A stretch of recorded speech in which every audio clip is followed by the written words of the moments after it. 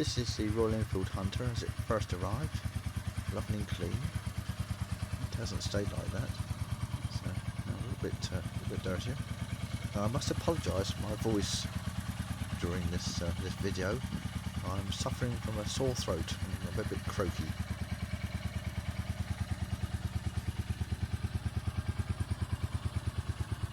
I'm just going to blip the throttle for you.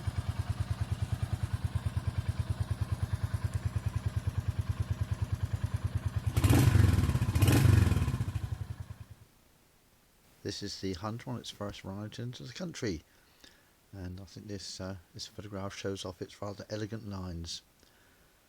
Very pleasing looking, I think, to me. And now we're going to see a bit of detail of the pillion footrests and the way they're mounted onto the frame, and the rear suspension units.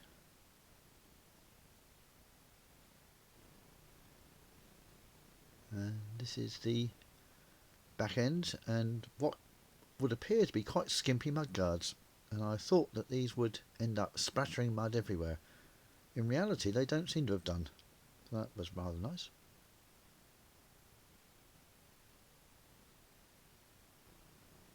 And this is the pillion footrest on the exhaust side, just above that silencer. Welcome back to some further thoughts on the Royal Enfield Hunter, and welcome to the stables as we call them.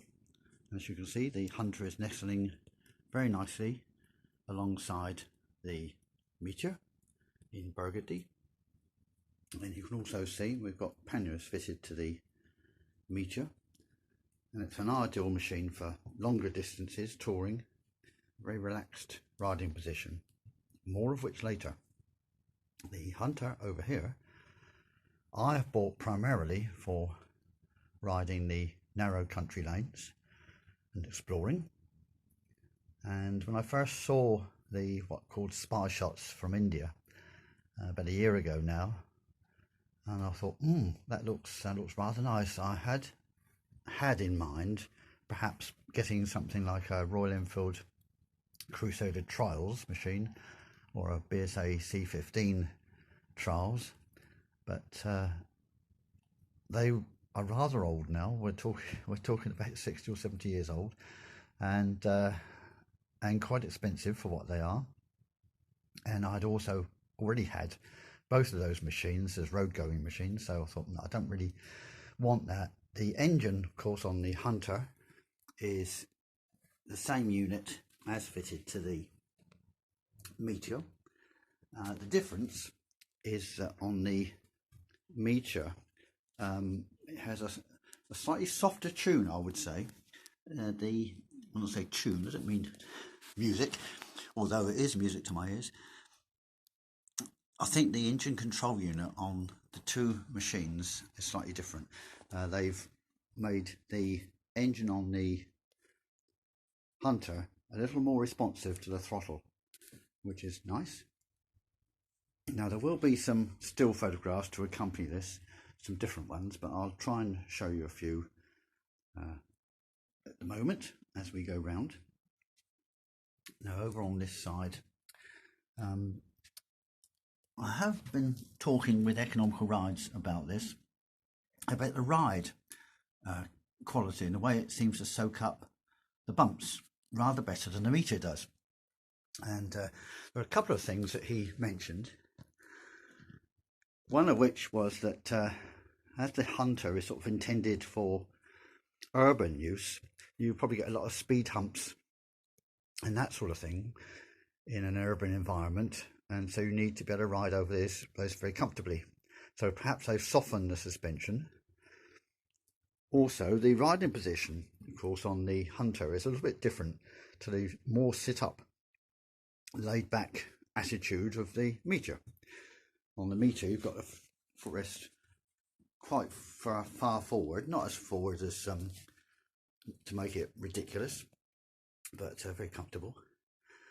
And you can see that's the position on the Meteor, but you'll be familiar with that. The classic, of course, is a few inches further to the rear, and the Hunter further to the rear more. And that of course was a problem I thought I might have. Are those footrests going to be too far back? Will I feel cramped? Will I get cramps? Well, now I've been on it riding for a couple of hours at a time, and so far it's been fine. I haven't had any leg cramps. I don't feel as though my knees are up around my ears. It seems a very comfortable riding position, slightly leaning forward, and that's another aspect. I don't feel as though I'm going to get a crick in the neck from that. And the one thing I would say about this Hunter is, as soon as I sat on it, it made me feel much younger. Yes, 20-year-old again. And I'm just going to pop on it now and have a look trip back into the past. Oh, lovely. Yes, so it made me feel like as if I was 20. And when you're riding it, it just feels lovely. Just gonna put my hands up here, have a little rest. That's it. Yeah, no, it's a lovely riding position. Doesn't feel uncomfortable at all. The seat is very comfortable, and the knees come very nicely onto the fuel tank, which we can't call it a petrol tank because we've got E10 in petrol in it, fuel in it, which of course has got 10% ethanol. Now, looking over towards the meteor, you can see the handlebars on that are quite wide, which pushes the mirrors quite a long way out. And that means you get an excellent rear view. On the Hunter, the bars being that much narrower, which is a good thing for country lanes, means of course the mirrors are further in too, and that affects the rear view. It means that your arm, I can just show you that on here, your arm tends to be in the way a bit, and just not far enough out to give an excellent view. I've adjusted them as much as I can to give a better view, but Ainsworth's rider and economical riders both point out on the Classic it's a similar problem. They also have narrower bars, so it might well be that bar end mirrors are a better bet on this machine. I'm just going to hop off again. Yeah, one or two people have messaged me and asked, you know, what's the riding position like for someone 6 feet tall? Well, I'm 5'11", and it doesn't feel small, although the machine is a slightly smaller feel to it overall, and certainly easy to manoeuvre and push around off the machine. It doesn't feel small when you're on it. So it's just another view down here. The side panels, that's the air cleaner side, are virtually identical in quality to those on the meteor, and it's very high quality. It's not flimsy. The difference is on the meteor, beneath the cover there, which comes off up with the key, and then you just pull it off. That's where the toolkit is, behind that.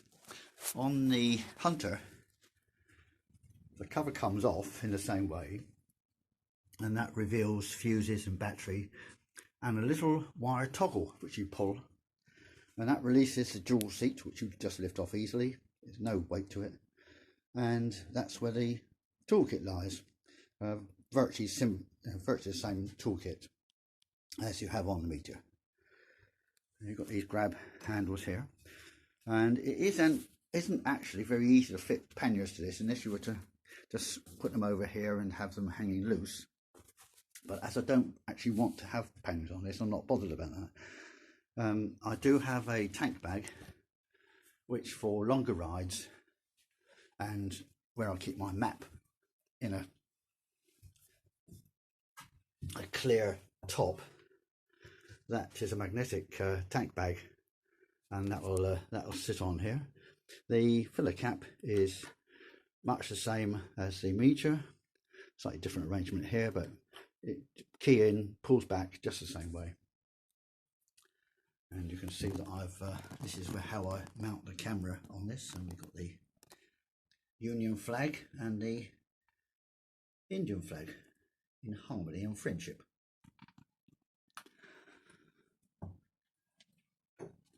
The speedometer dial is a little bit different. It's a little bit simpler, and they've highlighted 20 miles an hour and 40 miles an hour.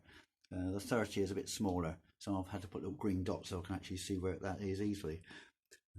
The other thing I've done is add a little bit of colour to the headlamp, which was just plain black. Now I've got a gold and red band, which is intended to complement the red and gold and black on the fuel tank.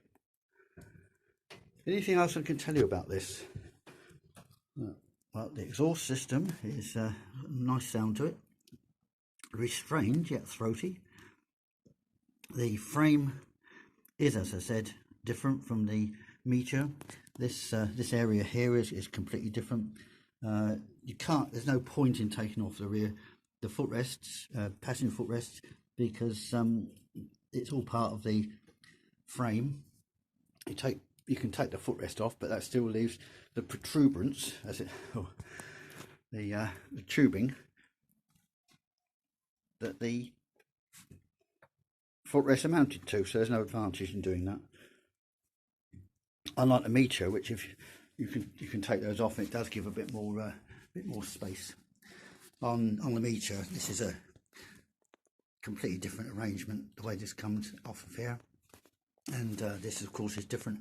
On the Hunter, you've got the footrest mounting position is here, which is that unit. You can't really see that in that picture, but I should better show you some better pictures in a moment. So yes, all in all, I think this is going to be a lovely machine for those country lanes